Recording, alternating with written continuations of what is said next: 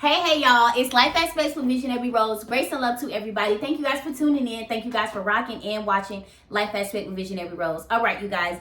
So, today we're going to be talking about anger. And I want to break this topic down with anger in a plethora of many things, okay? So, when it comes down to anger, I don't know, many of you guys may say you have anger issues. Many of you guys may do, and many of you guys may get angry so fast, or maybe many of you guys may used to have get angry so fast. And, you didn't really know, where the anger came from. Many of the anger probably came from when you were hurt. The anger probably came from abandonment issues, lack of love, lack of support, lack of understanding in the family. You didn't have mom and dad around. You just didn't have those sources that you need as a child. And like I said in my videos that I had recorded on this week, and I want to say is we use what we were installed. Everything starts off as a child.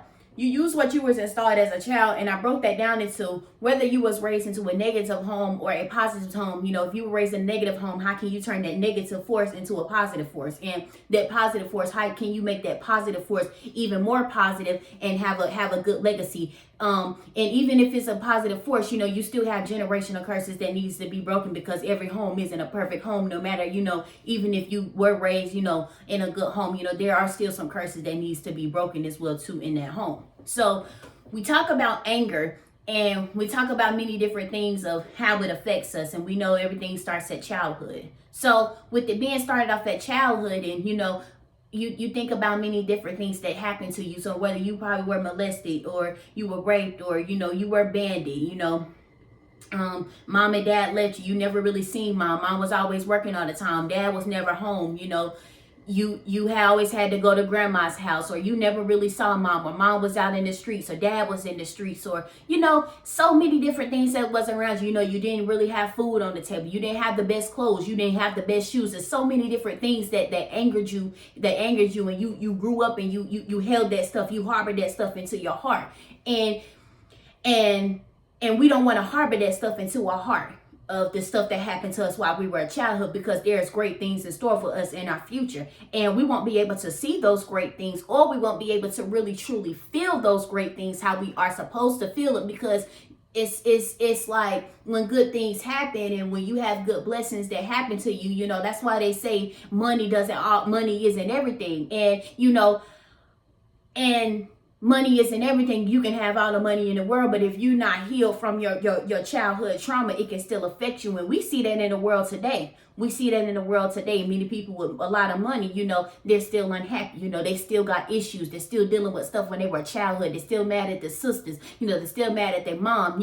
It's many different things. And, they wait till they get older to confess. And, they're still angry about it. And, and all it takes is one conversation, or one counseling session, or one prayer to God, like, God, I need you, mom, this upset me. Dad, this upset me. Can we sit down and talk about this? Grandma, this upset me.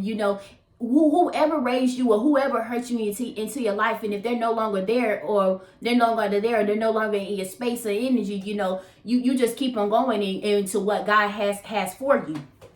So a lot of stuff may have angered you, but like I said, you don't want to carry that stuff over into your adulthood, or grow up and carry it on you, because it can have a deep effect on you, even in your friendships and your relationships and stuff. And there are people who can tell if you've been from a hurt place, and when you speak, you can tell if you've been from a hurt place, or even if you're just speaking in general, you don't want to sound like you're coming from a hurt place, but you want to be able to get your point across in what you're saying. So when you dealt with a lot of stuff, and you grow up, and that stuff is still, inside of you, and then you wonder why it's affecting your social skills, you're depressed and stuff like that, because you're thinking about stuff that happened to you years ago. And when I say, when I say this, I don't want you to think as if I'm minimizing your pain, or as if I'm, saying, it is what it is, let it go and stuff like that. But eventually along the way, baby,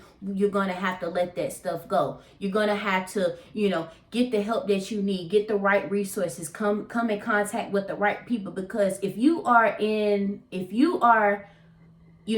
with stuff, and you are around people, and they're not in fact impacting you, and you're still mentally feeling like a way, you know, you're talking to them about it. And if you're talking to people and they be like, man, you know, that's life, bro. They like, but here, bro, like, you know, smoke this, or here, bro, drink this, or let's go this, let's go that, you know.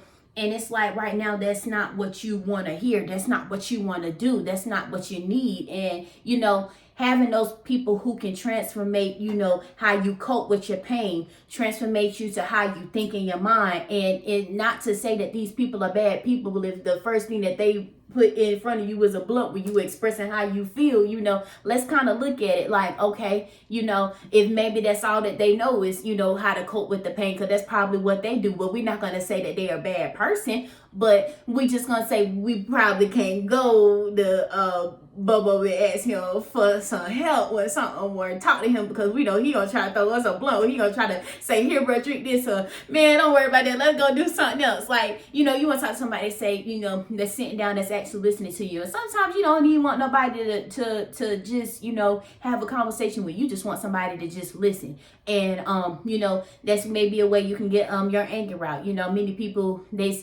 I know people that say they have anxiety, they like to paint. That's what I like to do. I like to paint. I love poetry. You know, I love a plethora of things.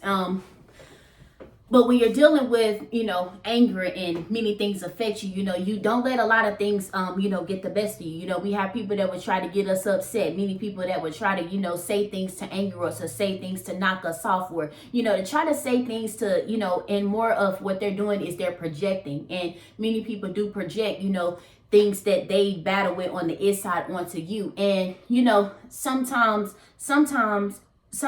you know, when people project a lot of things, you are actually a reflection of what they want to be.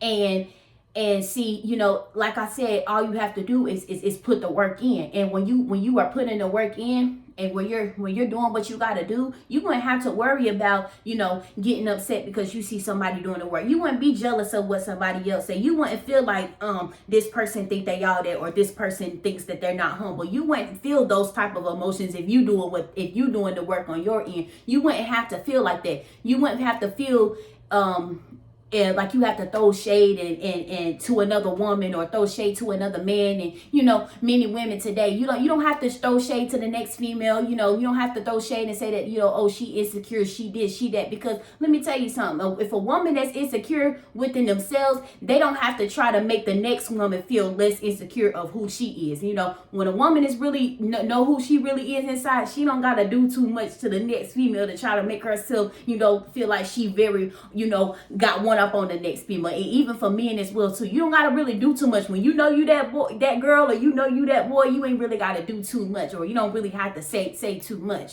you know.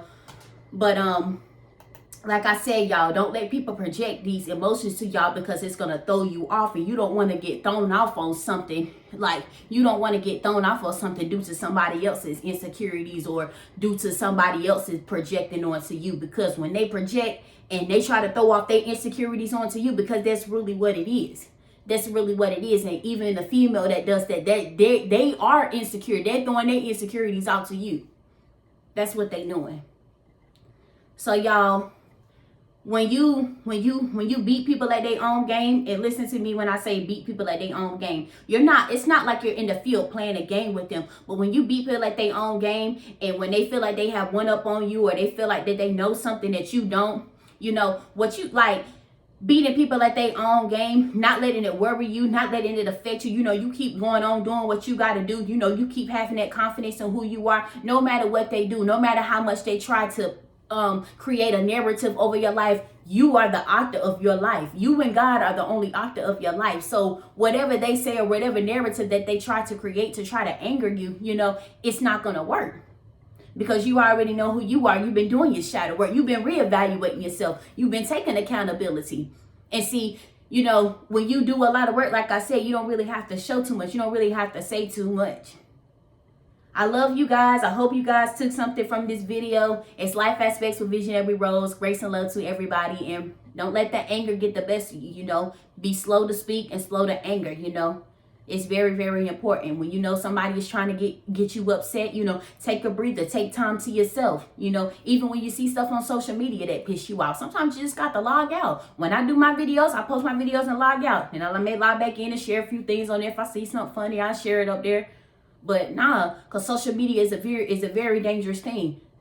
And if you ain't right, like mentally up here, if you going through a lot of stuff, you know, social media ain't really the best place to be. I love y'all. I thank y'all for rocking. Slow to anger. It's Life Aspects with Visionary Rose. I love y'all. Bye.